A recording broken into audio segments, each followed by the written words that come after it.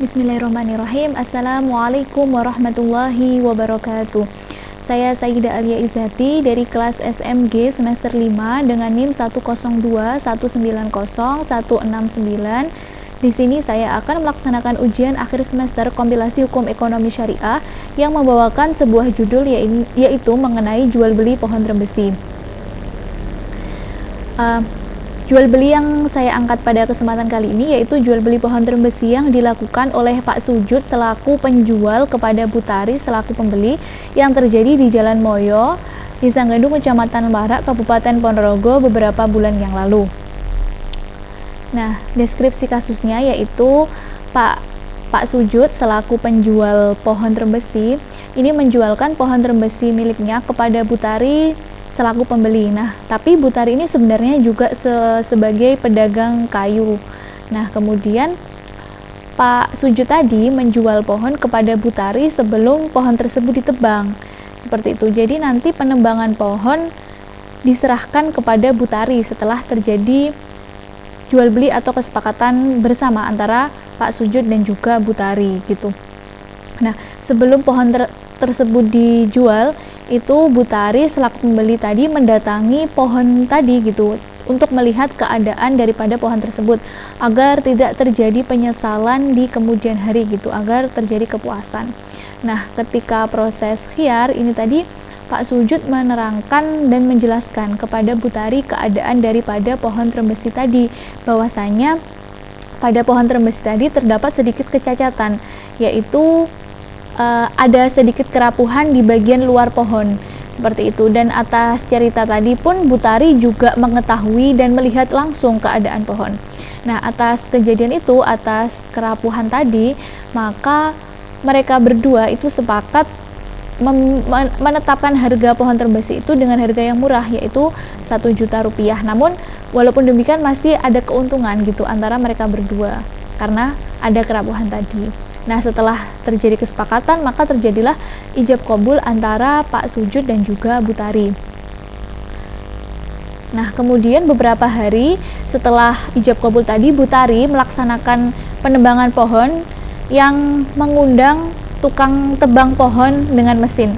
Nah, kemudian setelah pohon tadi ditebang, ternyata pohon tersebut masih utuh gitu, tidak ada kerapuhan di bagian dalamnya, sehingga ketika nantinya pohon tadi itu dijual lagi oleh Bu Tari, memang Bu Tari tadi sebagai pedagang kayu ya, nah maka bisa jadi pohon tadi itu memiliki harga yang mahal, dan maksudnya harga mahal di sini tuh jauh lebih mahal gitu, perbandingannya jauh lebih besar karena memang pohonnya tadi utuh gitu dan masih bagus. Nah, atas hal ini maka bagaimanakah hukum jual beli pohon trembesi tadi antara Pak Sujud dan juga Bu Tari?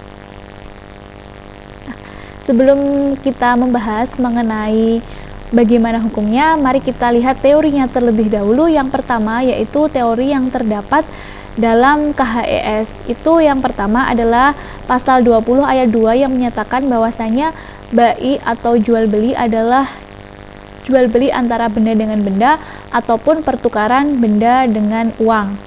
Nah, kemudian pada pasal 56 menyatakan bahwa rukun bai atau jual beli itu terdiri dari para pihak, yaitu penjual dan juga pembeli, kemudian ada barang dan juga ada kesepakatan atau ijab kabul.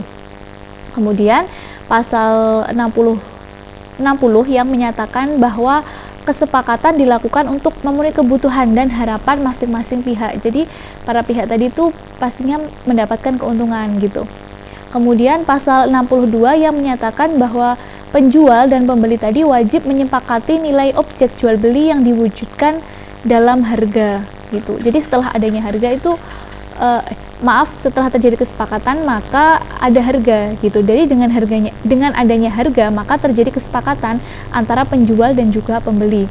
Kemudian pasal 69 yang menyatakan bahwa penjual dan pembeli tadi mempunyai hak khiar atau hak pilih selama berada di tempat jual beli. Jadi selama belum ada kesepakatan itu masih ada hak pilih memilih antara penjual dan pembeli, baik meneruskan maupun membatalkan.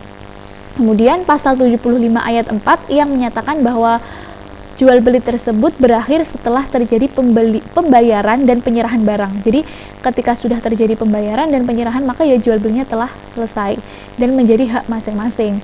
Kemudian pasal 76 yang menyatakan bahwa syarat objek jual beli itu pasti barangnya harus ada, kemudian dapat diserahkan, kemudian tentunya memiliki nilai atau harga, kemudian barangnya halal, kemudian diketahui oleh pembeli, kemudian kekhususan barang yang diperjualbelikan tadi juga harus diketahui, kemudian penunjukan dianggap memenuhi syarat kekhususan barang yang diperjualbelikan apabila barang tersebut di tempat jual beli, kemudian sifat barang yang diketahui langsung oleh pembeli tanpa memerlukan penjelasan. Jadi artinya walaupun penjual tidak menjelaskan kepada pembeli mengenai sifatnya, pembeli itu dapat mengetahui sifatnya gitu secara langsung. Jadi benar-benar tidak ada yang disembunyikan.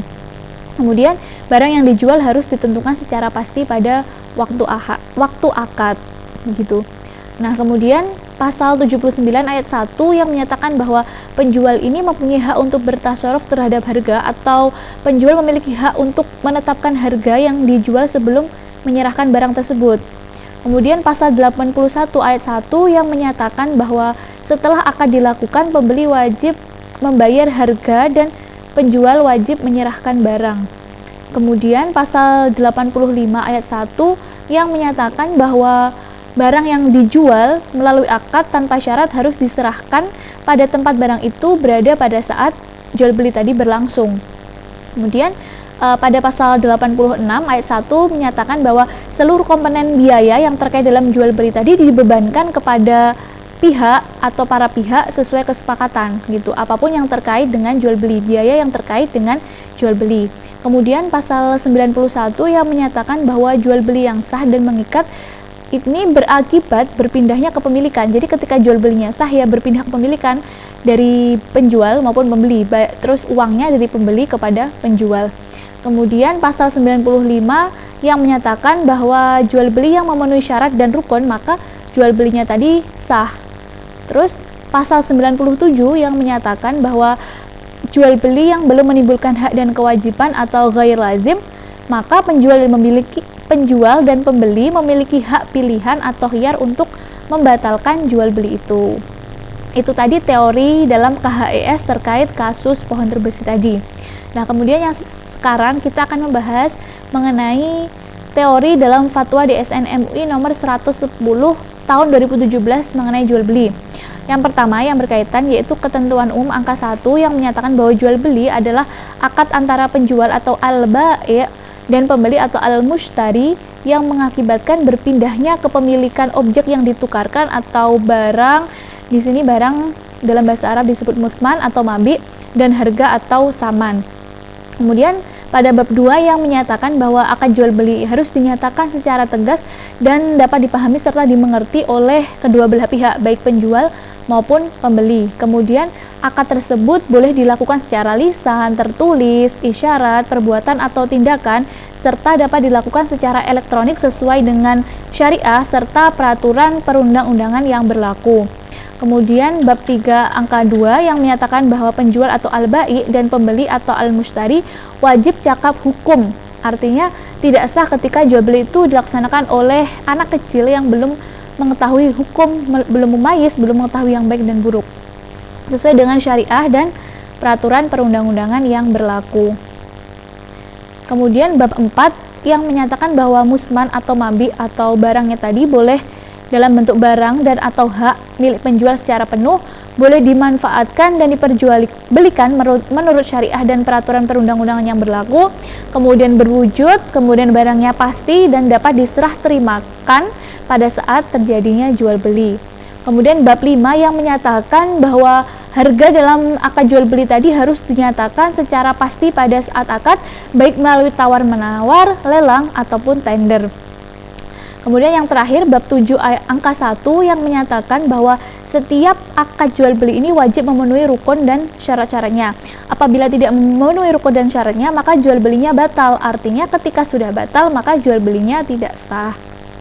Nah, setelah kita mengetahui teori, maka kita kaitkan penerapan teori KHES pada kasus pohon terbesi tadi. Nah, berdasarkan teori dalam pasal jual beli yang terdapat dalam KHES, maka jual beli pohon terbesi antara Pak Sujud dan juga Bu Tari tadi sah. Nah, apa alasannya? Yang pertama yaitu memenuhi rukun jual beli, yaitu ada penjual, yaitu Pak Sujud, kemudian pembeli yaitu Bu Tari, dan juga ada barangnya, yaitu pohon terbesi, dan juga ada ijab kabul atau kesepakatan. Kemudian yang kedua, memenuhi syarat jual beli, khususnya syarat barang yang diperjualbelikan. Meskipun dalam jual beli tersebut di awal terdapat prasangka bahwa bagian luar dari pohon tersebut rapuh, namun kedua belah pihak tadi sudah mengetahui gitu, baik Pak Sujud maupun Bu Tari, dan juga sudah sepakat begitu. Kemudian Pak Sujud selaku penjual tadi telah memberikan kesempatan kepada Bu Tari sebelum melaksanakan kesepakatan. Jadi Pak Sujud telah memberikan kesepakatan, kamu boleh melanjutkan, kamu boleh membatalkan atas keadaan pohon terbesi yang rapuh bagian luar tadi gitu.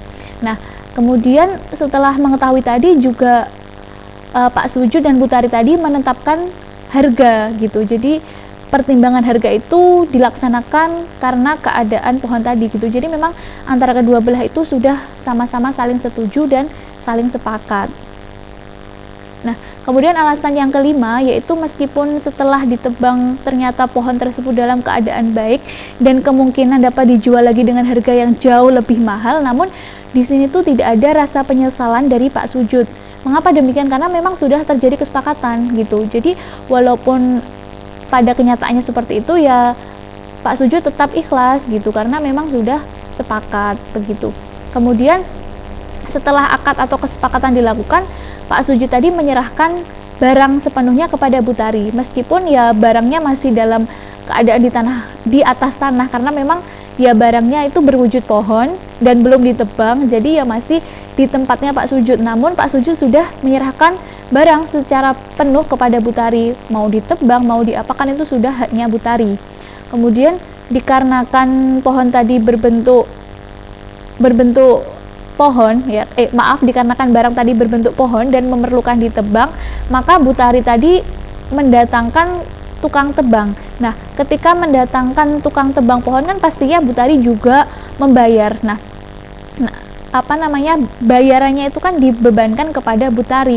Namun walaupun dibebankan Bu Tari, itu Bu Tari tidak rugi gitu, karena sebelum terjadi kesepakatan barang yang dijual tadi seharga 1 juta itu sudah diperkirakan biaya penebangan.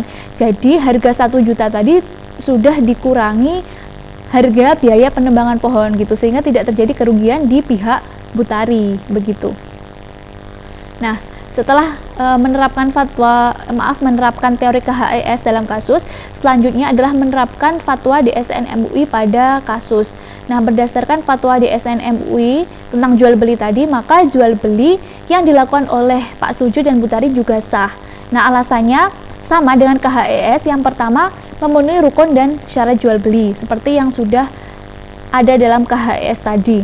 Kemudian yang kedua, akad jual beli tadi dilakukan dengan jelas dan dapat dipahami kedua belah pihak gitu, baik dipahami Pak Sujud maupun dipahami Bu Tari, sehingga tidak ada rasa penyesalan dan tidak ada ketidakjelasan gitu antara kedua belah pihak.